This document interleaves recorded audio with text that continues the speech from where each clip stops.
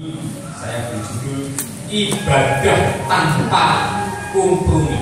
Saya beri judul ibadah tanpa kompromi. Akan membaca dalam Keluaran 23 ayat 25. Keluaran 23 ayat 25.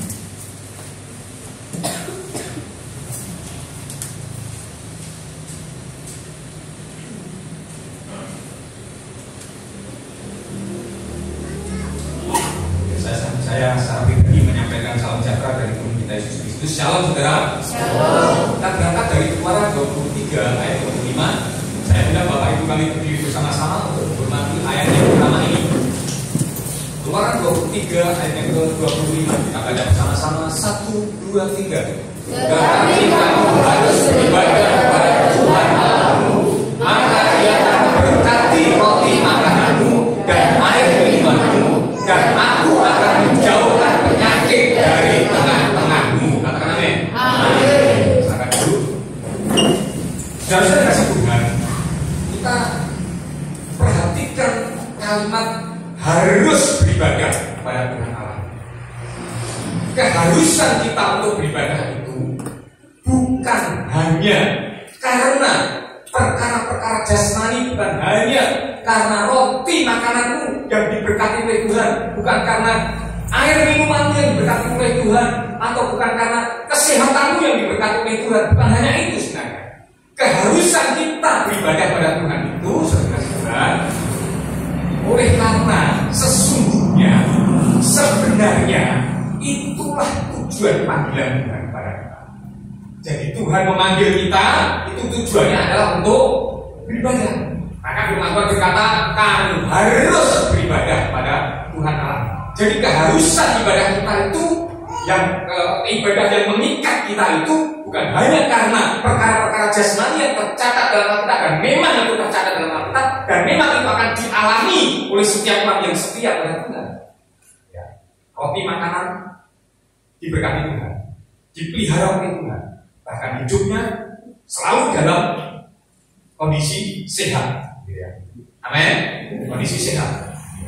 Nah, saya kasih Tuhan, kita kembali pada firman Tuhan. Yang seperti yang saya sampaikan tadi, oleh karena ibadah yang mengikat kita itu adalah panggilan kita, panggilan Tuhan terhadap kita, maka iblis, musuh bebuyutannya, rivalnya Tuhan itu, ya, selalu akan mengganggu gugat ibadah kita. Akan selalu mengacaukan, berusaha sedapat mungkin untuk mengacaukan ibadah kita, berusaha sekuat tenaga mungkin untuk menggagalkan ibadah kita, membatalkan ibadah kita. Kalau orang yang sudah Tuhan terprovokasi sehingga akhirnya tidak beribadah lagi, tidak beribadah, itu sama iblis sudah tidak masuk ikutan. Ini jelas boloku, benar nggak? Itu jelas temanku, ya.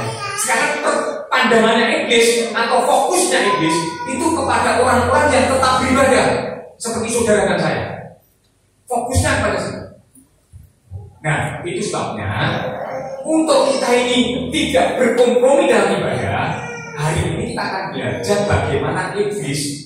Ada 3 hal paling tidak yang dikompromikan oleh iblis melalui ibadah yang kita kerjakan. Ada 3 hal yang dikompromikan oleh iblis. Kita perlu kenali itu sehingga kita beribadah tanpa kompromi. Judulnya tadi apa? Beribadah tanpa kompromi. Itulah sebabnya saudara, ketika kita beribadah, jangan kita beribadah dengan kompromi. Nah, iblis mengizinkan, iblis memberikan intinya itu membiarkan jika pokok ibadah silahkan ibadah, tetapi dengan kompromi. Tetapi Tuhan ini kita ibadah tanpa kompromi. Hal apa saja yang dikompromikan oleh iblis dalam ibadah kita?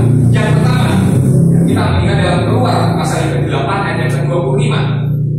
Lalu Firaun memanggil Musa dan Harun serta berkata, pergilah, persembahkanlah kurban kepada Allahmu di negeri ini. Perhatikan kalimat di negeri ini. Di mana itu? Di Mesir. Saya kemarin sharing dengan Pak Akong di atas sana mengenai hal-hal yang dalam perjanjian lama itu adalah bayangan dari perjanjian baru. Ingat, Alkitab kita itu bersifat historis, benar-benar terjadi, tetapi juga memiliki makna secara teologis, yaitu secara rohani. Israel diperbudak di Mesir, itu gambaran saudara dan saya diperbudak oleh dosa. Maka kalau hal ini disetujui, disepakati bersama, maka Firaun itu adalah gambaran dari pimpinan dosa atau si iblis. Maka ketika Firaun itu manggil Musa dan berkata, pergilah, persembahkanlah kurban atau beribadahlah di negeri ini, itu artinya iblis itu berkata kepada kita, mau beribadah? Monggo. Iya, silakan beribadah. Tetapi jangan keluar, jangan pergi. Katakanlah di sini dikatakan pergilah, itu maksudnya bukan pergi, suruh keluar tidak, pergilah dari hadapanku. Ya. Beribadahlah di negeri ini, beribadahlah tapi tetap ada dalam cengkramanku, tetap ada dalam perhambaanku, tetap ada dalam perbudakanku. Alias kalau iblis berkata, beribadahlah monggo, tapi beribadahlah tanpa pertobatan.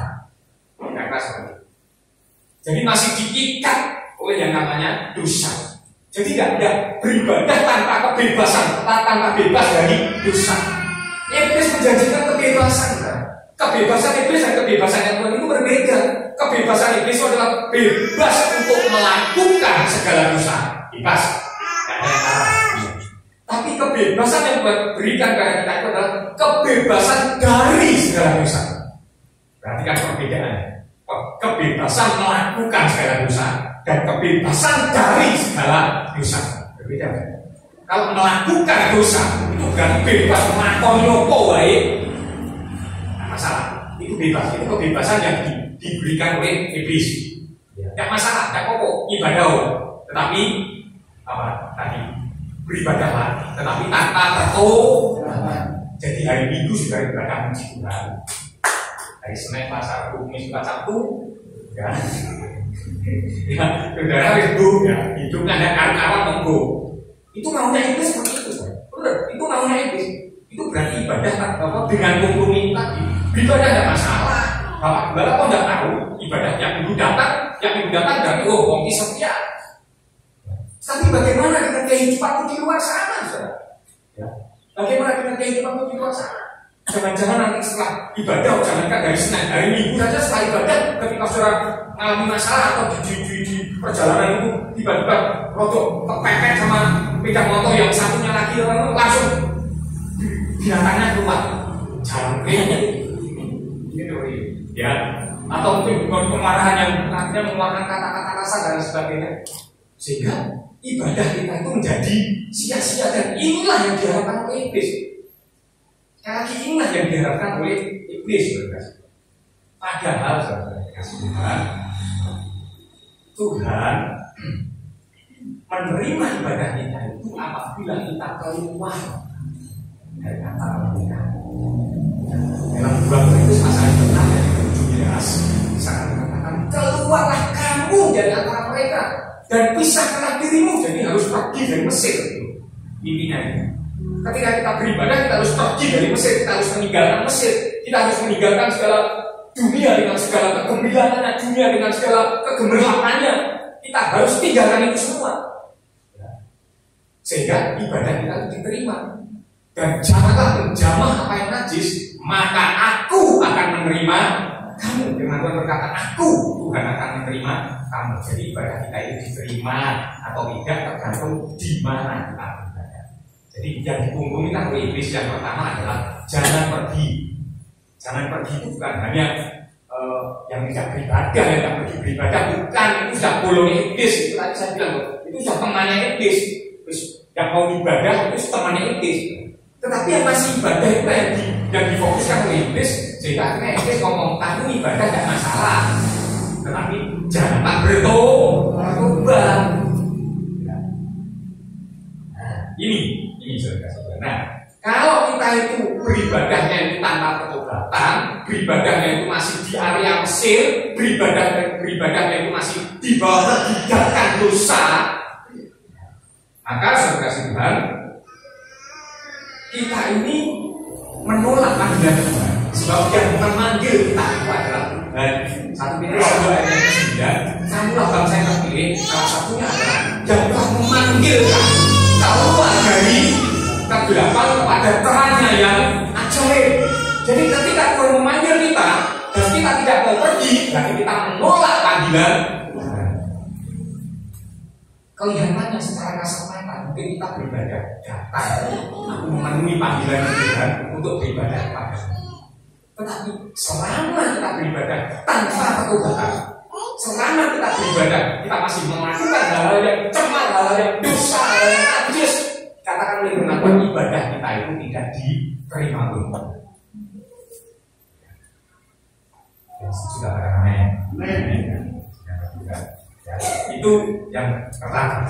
Yang dikompromikan oleh iblis adalah jangan pergi. Alias apa? Jangan bertobat. Jangan bertobat.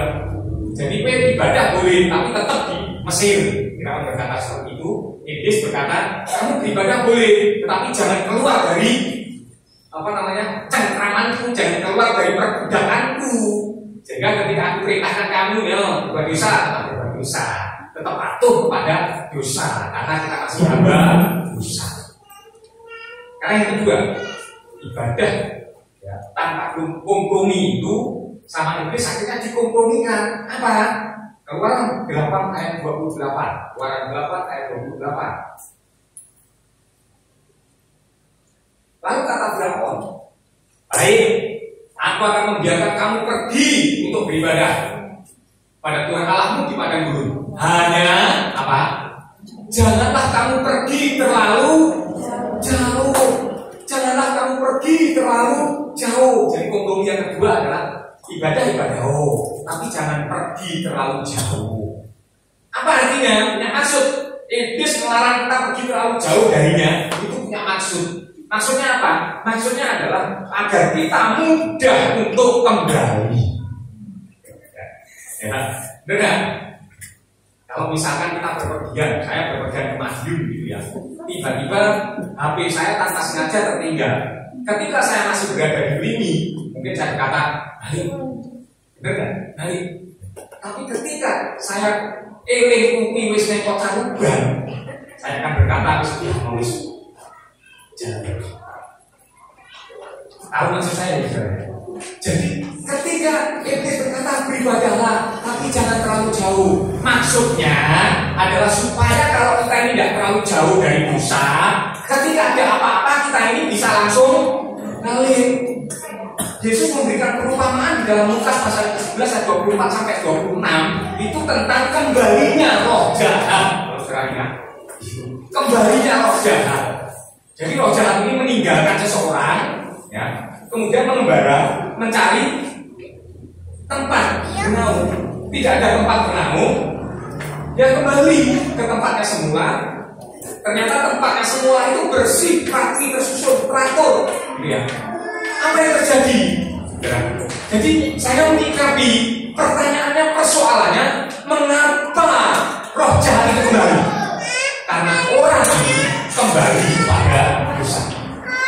Kenapa orang ini kembali pada dosa? Karena dia tidak terlalu jauh melangkah dari dosa, masih dekat dengan dosa. Sehingga akhirnya dia kembali. Dan ketika dia kembali, iblis pun kembali dalam hidup kita. Jadi hidup kita ini rumah Tuhan sebenarnya, tetapi seringkali kita kontrakkan kepada iblis. Nah, ketika iblis ini Tuhan itu mau datang, menempati tempatnya sendiri itu, iblis akhirnya pergi. Tapi jangan lupa, iblis ngomong ojo ado-ado ya, jangan jauh-jauh ya. Kenapa? Nanti kalau ada apa-apa bagaimana? Akhirnya yang terjadi apa? Begitu ada apa-apa benar, kembali kembali kepada dosa. Dan ini banyak sekali peristiwanya. Di sana sini begitu banyak seperti ini. Kenapa? Karena dia pertobatannya itu tidak mantan kepada Tuhan, tapi pertobatannya itu percaya kepada Yesus, tidak sungguh-sungguh percaya pada Yesus. Tapi apa? Hanya perkara-perkara hal-hal yang duniawi. Sehingga apa? Yang itu tadi Yesus berkata, tidak usah jauh, tidak usah terlalu jauh. Nanti kalau terlalu jauh nanti kamu naik balik aneh-aneh. Dia Iblis berkata seperti itu. Sehingga benar. Pakai kopi ini masalah aku nggak tahu masalah apa. Masalah itu saya katakan pada setiap kita. Masalah itu bukan hanya kesulitan saja kita hadapi, bukan. Masalahnya kekristenan itu bukan hanya kesulitan, tapi juga keindahan dunia. Itu juga masalah. Bukan hanya itu saja, kebosanan itu juga masalah. Yang itu yang untuk nyanyi, puji Tuhan, mendengarkan firman Tuhan, duduk, selesai pulang, bosan lama-lama. Doa Israel itu jujur itu, bosan kemana-mana. Yang dari mana saya nggak bosan? Jangan munafik saudara. Ayo coba bapak-bapak kalau sama nyonya itu dimasakin kentang terus. Saudara pasti akan ngomong isu kentang, sore kentang, awal kentang, kentang itu ya. Pasti bosan. Jadi musuhnya kekristenan itu, masalah dalam kekristenan itu bukan hanya masalah kesulitan, masalah keindahan dunia, masalah apa lagi? Yang utama ada juga masalah kebosanan kita. Itu harus kita atasi, saudara. Harus kita atasi. Nah kalau kita itu melangkah nggak terlalu jauh, sekali lagi nggak terlalu jauh, maka yang terjadi apa? Kita kembali. Halo, ya, kita kembali kepada dosa yang lain. Sehingga akhirnya ketika iblis menitik, kok kosong ya, bersih lagi, maka yang terjadi sudah baca di rumah Lukas 11 ayat 24 sampai 26. Iblis bukan hanya masuk sendirian, tapi ngejak siapa?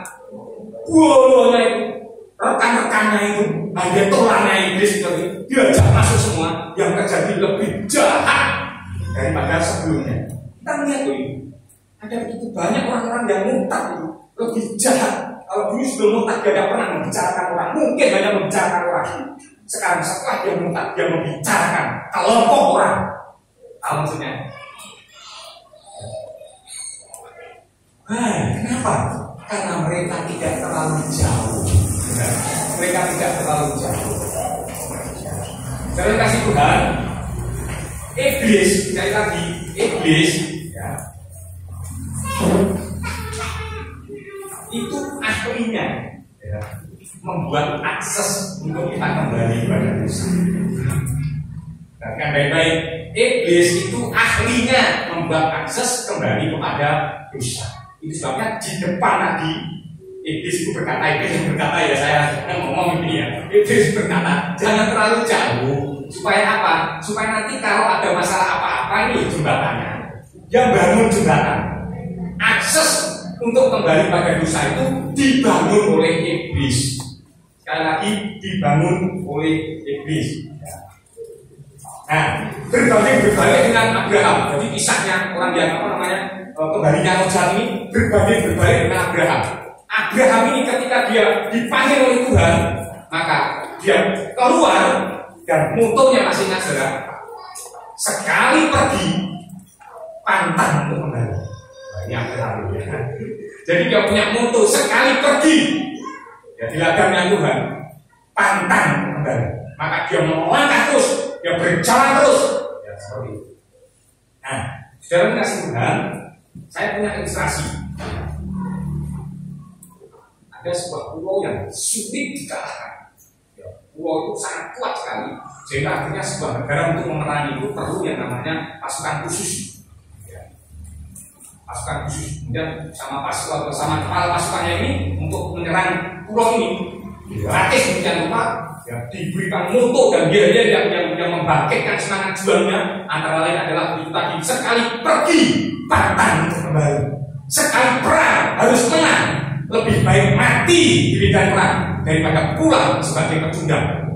Terus digembangkan, terus dengan puas semangat juangnya tinggi. Pada hari seluruh pasukan ini secara diam-diam memasuki pulau ini. Betapa terkejutnya ketika sampai di pulau, kepala pasukan ini meledak meledak. Semuanya berpuas. Dia itu balik. Saya tahu apa yang saya sampaikan pada saya. Hari milik mutu seperti apa? Sekali pergi pantang jembatan untuk kembali pada dosa. Jadi hancurkan jembatan itu. Jangan biarkan iblis membuat akses untuk kepada dosa. Bagaimana caranya iblis membuat akses pada dosa? Rasa kecewamu pada dosa. Hidup ini tidak mudah, hidup ini sulit. Dan ketika kita menghadapi kesulitan hidup, seringkali kita ini juga kecewa sama Tuhan. Apalagi kita sebagai pelayan Tuhan, sebagai hamba Tuhan ini, seringkali kita ini mengalami kehidupan yang sulit, menghadapi kehidupan yang sukar. Akhirnya kita menjadi kecewa dengan Tuhan. Tuhan, aku telah melayani Engkau, aku telah setia berbuat bakti. Kenapa kok seperti ini? Sehingga akhirnya iblis itu hidup. Bisa kan bisa omongi, iblis kami. Nah iblis ya, bisa kan bisa omongi. Dulu kan sudah bilang, ikut Tuhan itu berat. Nah ikut aku enteng. Ya. Maka akhirnya iblis membangun jembatan melalui apa? Kekecewaan kita. Maka berhati-hatilah. Kekecewaan kita terhadap Tuhan itu bisa membangun jembatan yang telah dihancurkan oleh Tuhan 2000 tahun yang lalu pada dosa. Oleh karena dirimu, ojo kecewa. Ojo kecewa. Nah, jadi inilah iblis, jangan terlalu jauh. Komprominya adalah jangan terlalu jauh melangkah. Nah, supaya apa? Supaya kita itu mudah untuk kembali. Mudah untuk kembali. Maka jangan berikan kesempatan iblis membangun akses untuk kembali pada dosa. Nama Tuhan. Yang sudah kasih Tuhan. Sebab itu berjalanlah terus sampai di titik, ya, sampai di titik di mana engkau sudah tidak bisa berjalan lagi. Berjalanlah terus sampai engkau berada di satu titik di mana engkau sudah tidak bisa berjalan lagi. Dalam Yesaya 47, di situ ada sebuah sungai yang keluar dari Allah. Dan itu adalah saya gambarkan sebagai tahapan kekristenan. Menjadi Kristen itu yang pertama kali itu kedalamannya itu sak mata kaki. Kita baca di rumah ya ini ya, sak mata kaki. Sak mata kaki itu masih gampang, nyemplung, masih gampang, oke gitu, gampang, seperti itu ya, gampang. Tetapi masuk ke dalaman yang kedua lagi, 1000 hasta yang kedua lagi, itu satu lutut ini airnya ini, satu lutut.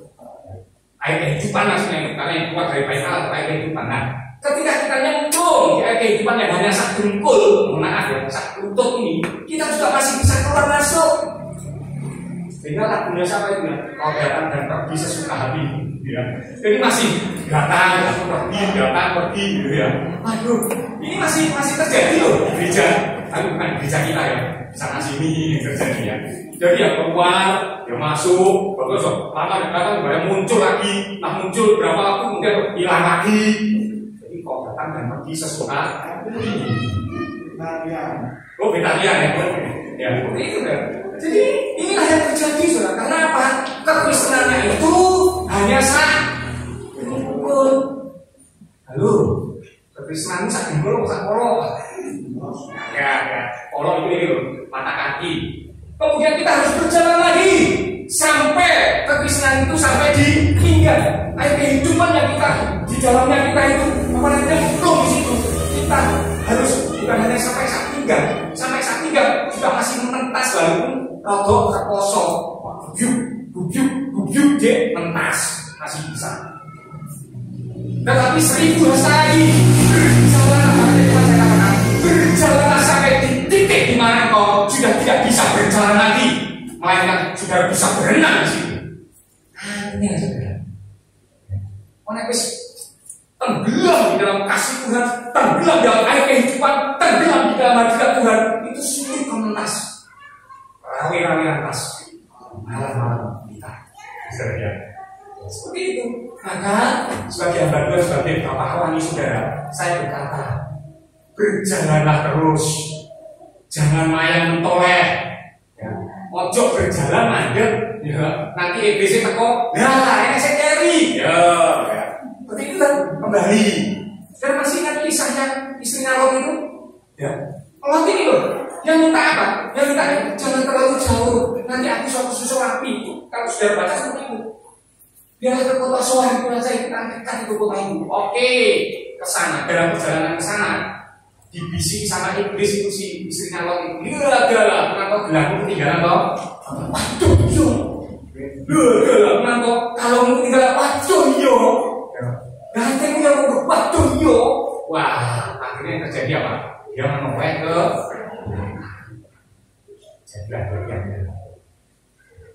jadi berjalanlah sekali lagi sampai di titik di mana engkau tidak bisa lagi berjalan.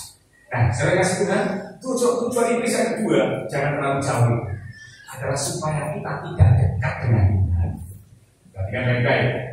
Karena logikanya, apabila kita ini jauh dari Tuhan, maka itu berarti kita dekat dengan iblis. Kalau kita dekat dengan Tuhan, itu berarti kita jauh dari iblis. Karena iblis itu ngomong, Tuhan itu di sana, misalkan. Jadi ketika kita berjalan ke sana, maka semakin hari kita semakin dekat dengan Tuhan. Itu logikanya seperti itu, saudara. Tetapi ketika kita itu semakin hari semakin berjalan ke sini atau berjalan ke mundur, maka tidak ada kemajuan. Sekali lagi tidak ada kemajuan dalam kekristenan kita. Kenapa? Karena berjalannya kita ini mundur, bukan semakin dekat dengan Tuhan. Ketika menjadi Kristen, bukan semakin dekat dengan Tuhan, tetapi semakin jauh dari Tuhan. Kenapa? Karena jalannya mundur. Saya tahu sing jalan mundur itu apa? Gimana? Mundur. Oleh karena gini lu ngomong, jangan jadi Kristen mundur-mundur. Ya. Jangan jadi Kristen mundur-mundur ya. Jalannya malah mundur. Jadi semakin hari jadi Kristen itu nggak semakin mengenal Tuhan dengan benar, tapi malah semakin mundur. Itu tadi kenapa jalannya itu masih terlalu dekat. Kita masih terlalu dekat dengan dosa sehingga jalannya kan mundur bukan masalah. Tapi kalau sudah jauh, kalau sudah jauh, mundur nggak ada lengkap, nggak ada. Jadi ini, nah saudara kasih Tuhan, ingat hanya dekatlah saja kita. Tapi kalau kita jauh dari Tuhan, mungkin saja kita senang, tetapi kita tidak akan boleh ketemu. Senang dan tenang itu beda. Senang, wah senang melakukan wah iblis, tapi kan iblis tapi kan hidup untungnya. Kebebasan dari iblis berikan kan seperti itu, melakukan apa saja boleh, tidak masalah. Terus yang penting aku senang hati ini. Tapi apakah ada ketenangan dalam pikiran? Tidak, saya yakin tidak tenang. Tidak tenang. Nah, itu sebabnya iblis berusaha menjauhkan kita dari Tuhan. Dengan cara apa? Jangan terlalu jauh dari Tuhan. Iblis berkata, jangan terlalu jauh dari Tuhan.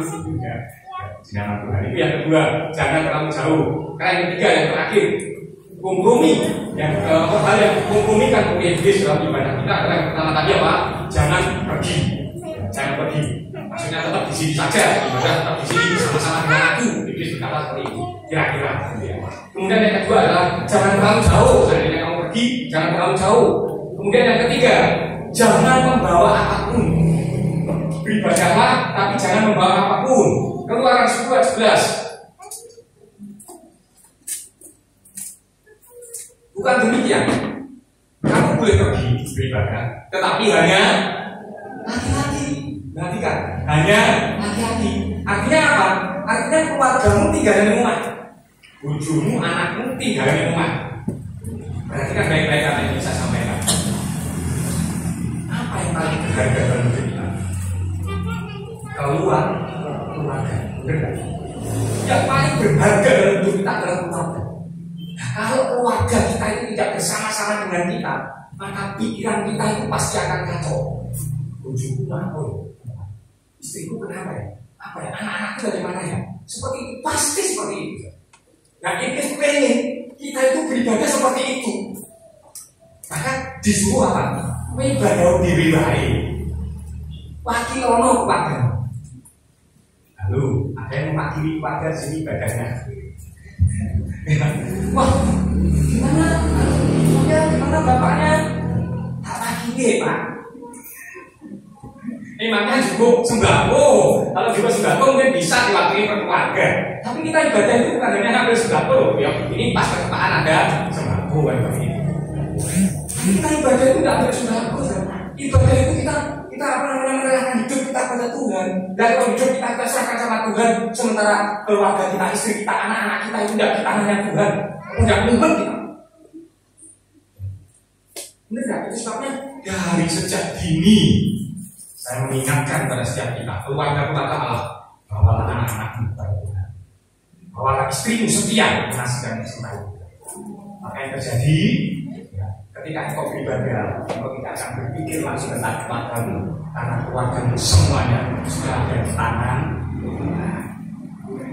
Dan yang berikutnya lagi, apa yang sama iblis sudah beritahu, harta benda. Keluaran 10 ayat 24.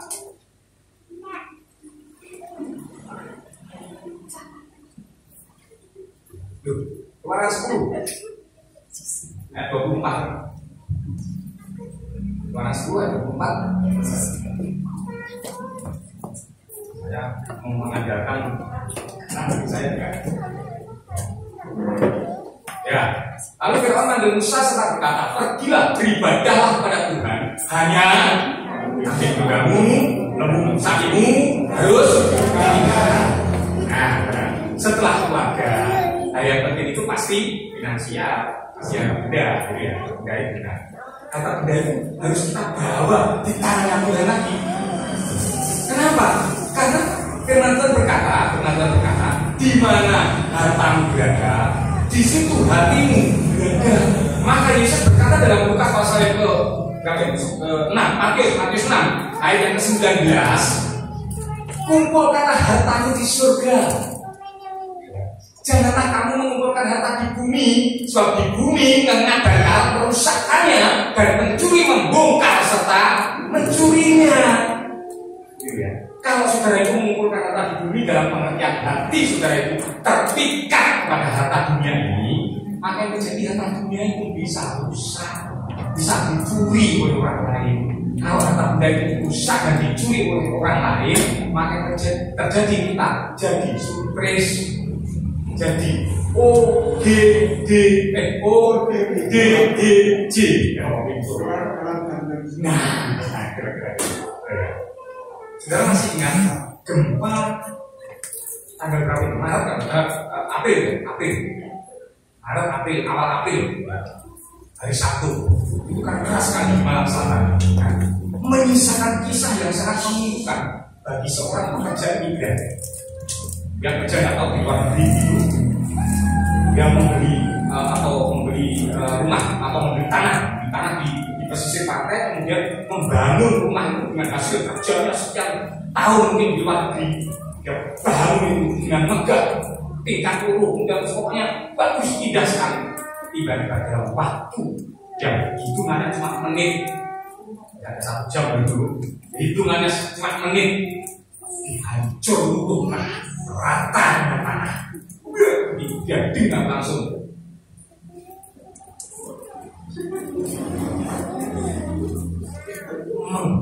Ini sudah kita langsung ngomong. Saya bisa memahami, benar saya bisa memahami. Mungkin seandainya saya dalam posisinya dia, mungkin saya juga akan ya. Tapi mari kita belajar. Sekali lagi, mari kita belajar dan Yesus mengajarkan kepada kita supaya kita tidak mengumpulkan harta itu kumpulkan harta surga. Bagaimana caranya? Saya tidak meminta saudara itu menjual harta saudara kemudian terus pergi ke gereja, disumbang ini gereja. Bukan seperti itu, saudara. Maksudnya pergunakan sebaik-baiknya berkat itu untuk memuliakan Tuhan. Amin. Jangan untuk hal-hal yang tidak berguna. Halo. Tutup rokok. Halo. Ya. Kita tutup rokok ini memuliakan Tuhan ya? Berguna enggak? Kok bisa rokok yang berguna? Aku tak bundel pun ngerang rokok pun. Tenang, aku nyambut dari itu, nanti itu rokok. Wah, bikin skenario misalkan itu sutradara atau apa itu. Enggak mengikuti inspirasi itu datang. Terus ngerang rokok, sutradara ngerang rokok berarti nggak diinspirasi kan? Kan itu lebih berbeda. Pertanyaannya, ya. Tetapi sekali lagi, ya, apa yang kita lakukan, yang kita anggap benar itu belum tentu benar. belum tentu benar. Kalau kita hanya memandangnya dari sudut pandang kita, maka kita akan ngomong apa yang saya lakukan itu pasti benar. Tetapi belum tentu kalau diuji kebenarannya dari orang lain. Maka sekali lagi pergunakan berkatmu bukan untuk membeli rokok, tetapi mencukupkan kebutuhan keluargamu, anak-anakmu. Kalau anak-anakmu jangan urusanmu, ya kayak ono, sampai ngomong nih, gue anakku gak duit, dan pas saudara keluar tuku rokok anakmu belum, cewek pernah duit. Oh ya betul ya. Nah, kemudian bukan hanya rokok yang jadi berani, minum minuman keras, tinggal di jago, mati jago, judi, itu tidak berguna saudara. Jadi saudara, ada bilang wah ini kantor pisau sekarang sih, masa dia harus masuk? Wah, karena saudara ini apa namanya kan judi, makanya saudara langsung telepon boleh bayar. Ayo, yang masuk aku ngatur, biasa. Padahal ada kebutuhan yang mendesak. Rumah kontrakan belum dibayar. Pulsa listrik sudah mulai bunyi, itu. Saudara tidak peduli tentang itu. Beras sudah mulai nipis, sampai istri saudara ambil beras belum tahan, menunjukkan bahwa berasnya sedang entek, tanda proses mito. Nah, kok malah pergi judi, dia totoan 11 juta dia totoan. Waduh, ini nggak berguna, ini nggak memuliakan Tuhan. Makanya kalau harta dunia itu hilang, makanya ada orang yang totoan kalah langsung koin. Ada yang seperti itu ya. Nah, dari kasih Tuhan mari pergunakan harta benda kita untuk memuliakan nama Tuhan. Amin. Untuk memelihara keluarga kita itu tanggung jawab kita. Jangan sampai kita memiliki prinsip turu orang boleh makan diri. Itu keliru saudara ya. Jangan seperti itu ya. Di nama Tuhan. Saya rasa inilah kebenaran firman Tuhan yang dapat saya sampaikan kepada setiap kita. Ibadah tanpa kompromi. Beribadahlah dengan pertobatan yang sungguh. Beribadahlah, berjalan ya, jauh dari dosa, tinggalkan dosamu, berjalanlah sampai engkau di titik di mana engkau sudah tidak bisa berjalan lagi. Kemudian yang ketiga, beribadahlah dengan seluruh aspek kehidupanmu, dengan keluargamu, dengan harta bendamu, kita pakai untuk memuliakan besar nama Tuhan. Memberkati.